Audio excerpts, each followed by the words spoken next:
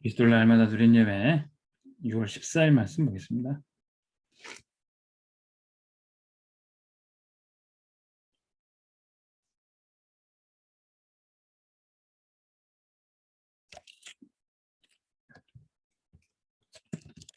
제목은 말씀 적용을 어떻게 할 것인가.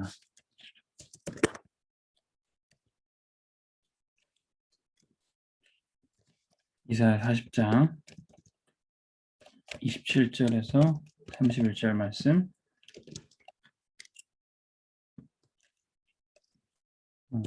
믿음 생활의 핵심은 내가 말씀을 어떻게 갖고 그것을 내 삶에 어떻게 적용시킬 것인가. 거기에 우리 인생과 또 믿음 생활의 성공이 달려 있습니다. 말씀을 제대로 붙잡게 되면 치유가 일어나죠. 그리고 힘을 얻고 능력을 얻습니다. 여기에서 말씀을 제대로 묵상하고 깊이 또 호흡하며 기도하는 시간이 필요합니다. 근데 말씀을 받아도 제대로 적용하지 못하면 실패하게 되는 거죠. 말씀을 듣고 잘못된 것에 속을 수 있습니다. 여기서 이단이 나오고 또 잘못된 신앙 색깔이 나오는 거죠. 이스라엘 백성들이 하나님 말씀을 받았고 성경을 맡았는데도 불구하고 왜 실패했습니까? 말씀 적용을 잘못한 거예요. 말씀을 받고 복음을 받고 세계복음화 쓰임받을 그들이 오히려 선민사상이라는 잘못된 적용을 했던 겁니다. 여호와 하나님은 자기들만의 신이고 국가 종교로 이 하나님 말씀을 전락시켜 버렸어요. 메시아 사상 구원자는 자기 나라를 구원할 구원자로 전 세계를 구원할 그리스도를 알지 못했어요. 자기만 선택받은 민족이고 다른 민족들은 다 이방인으로 치부해 버렸습니다. 이 말씀 적용을 잘못한 결과죠.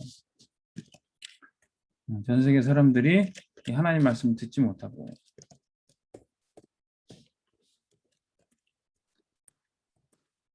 말씀 비슷한 이제 종교를 만들어서 우상 숭배를 하기도 합니다.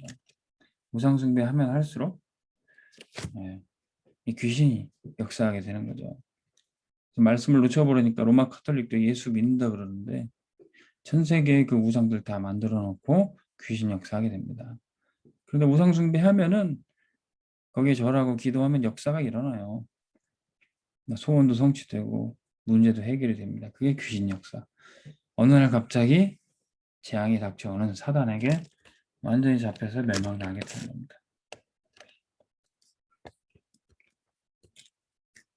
현대인들이 성경도 있고 또 성경으로부터 많은 학문과 이론들을 또 만들기도 합니다. 현대인들이 성경을 읽는데 하나님 중심으로 생각하지 인간 중심으로 생각해서 현대 신학들 중에 페미니즘, 여성 우월주의 신학들, 그리고 해방 신학, 기득권으로부터 해방, 또 약한 자를 소외된 자를 해방시키겠다는 그런 이론들을 다 성경에서 발제하는 겁니다. 근데 그것이 다 인간 중심 신학이에요. 심지어는 동성애를 옹호하는 신학도 있어요. 그래서 기독교 목사가 가서 동성애자들을 옹호하고 하나님은 사랑이시다라고 말을 하면서 동성애를 허용하고 그거를 또 칭송하고 인정해주고 있습니다. 이것이 다 하나님 말씀을 알고 들어도 세상에 완전히 사단에 속은 것이죠. 말씀 적용을 제대로 해야 우리는 믿음 생활뿐만 아니라 인생 성공할 수 있습니다. 오늘 말씀은 우리가 어떻게 말씀을 사모하는가. 오직 여호와를 앙망한 자는 독수리의 날개치같이 새 힘을 얻으리라. 우리가 말씀을 사모하고 우리 삶에 적용하는 것은 하나님을 사모하고 앙망하는 겁니다. 하나님 어떤 분입니까? 성삼위 하나님, 성부 하나님, 성자 예수 그리스도, 성령 하나님. 삼위 하나님을 우리가 믿고 그분을 찬양하고 경배하고 그분의 인도를 받는 것입니다. 성부 하나님 어떤 분이십니까? 하늘과 땅과 바다, 온 우주 만물을 만드시고 다스리시는 창조주 하나님이세요. 그런데 이 하나님을 떠나서 멸망당하는 이 세상과 사람을 구원하기 위해서 성자 예수 그리스도께서 구원자로 오셨습니다. 그리고 누구든지 예수 믿는 자는 구원을 얻는데 예수 그리스도 복음을 전하기 위해서 성령께서 이 땅에 임하셨던 거죠. 오직 성령이 너에게 임하시면 권능 받고 땅끝까지 시간되리라. 이 성령의 역사는 이 땅에 복음이 전파되는 세계 복음화의 역사를 이루시는 겁니다. 하나님 말씀을 듣는 자는 이 성부, 성자, 성령 하나님의 역사와 그분의 인도를 받는 것이에요. 그 말씀의 인도를 통해서 우리는 하나님과 소통하는 자입니다. 세상의 모든 종교들의 신은 지배하고 군림하고 다스리고 멸망시키는 존재예요. 근데 우리는 살아계신 하나님과 말씀으로 소통하는 겁니다. 우리가 말씀 붙잡고 기도할 때 3초월의 역사가 나타나요. 우리가 있는 곳에 보호자의 축복과 시공간을 초월하는 역사. 복음의 빛이 비춰지게 됩니다. 이게 말씀을 통해서 이루어지는 거죠. 세 가지 생명이 누려져요. 하나님 말씀 우리를 창조하셔서 우리를 당신의 형상으로 빚으셨고 그 입에 입김을 불어넣어서 우리의 영혼이 생겼습니다. 하나님 말씀으로 에덴 동산에 살도록 하셔서 다 먹어도 좋은데 선악과만 먹지 마라. 이 말씀 붙들어야지 우리가 사는 겁니다. 하나님 말씀은 우리가 살는 거예요. 우리가 떡으로 먹는 것으로 사는 것이 아니라 하나님 말씀으로 사는 것입니다. 말씀 붙잡을 때 삶 전무 풍부한 능력이 나타나요. 나의 현장에, 우리 교회에, 우리 삶의 모든 자리에 하나님의 말씀이 역사하시는 겁니다. 그러면 우리 인생에 하나님이 원하시는 작품이 나와요. 작품 만드는 자. 우리가 있는 모든 현장이 영적인 플랫폼이 돼요. 하나님이 역사하시는 현장이 됩니다. 우리가 가는 곳마다 교회가 세워집니다.